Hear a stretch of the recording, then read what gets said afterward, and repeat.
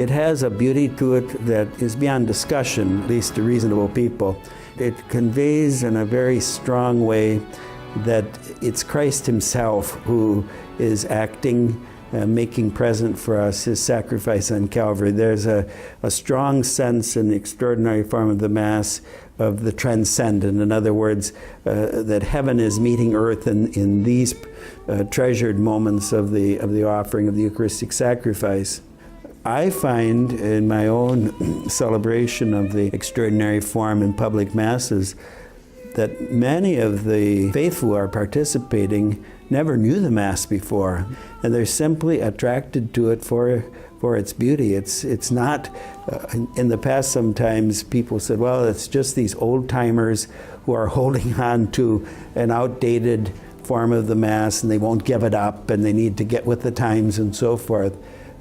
This clearly is not the case. There are a number of elderly people too, older people even like myself, who are attracted to the Mass. And by that I don't mean to say that I reject the ordinary form of the Mass, not at all, or the Missal of Pope Paul VI.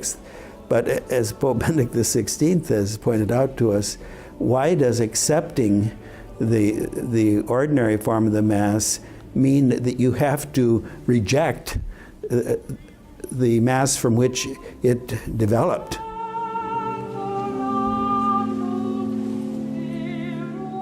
There was an immediate tie-in with the synagogue, with the prayers at the foot of the altar. These were the psalms recited by the high priest as he would enter into the sanctuary. And so there was, and of course, our faith is the fulfillment of the faith of the people of God from the time of the Old Covenant. The prayers at the offertory are very rich in the 1962 Roman Missal. Those have been very much stripped down and actually changed in character in the Missal of Pope Paul VI.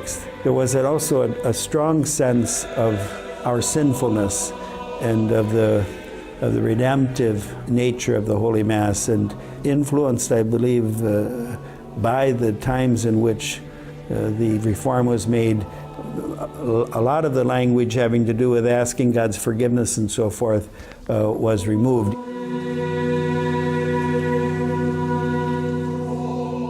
The reform that was done, the reform of the rites, went beyond and in some senses perhaps not completely coherently with what the Council Fathers had set forth. And we need to go back and to not negate everything that happened. And it's not that everything that happened after the Council was bad and wrong, but we need to correct the things the abuses that entered in and so forth.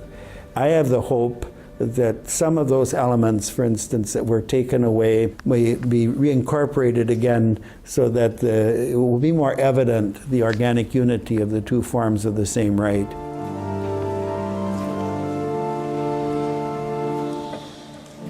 There's no question that there remains in certain places a resistance to what the Holy Father has asked, and that's sad. It's sometimes even an expression of disagreement with the Holy Father's discipline, and even an expression that this is harmful for the Church. But I think in general that is more and more overcome.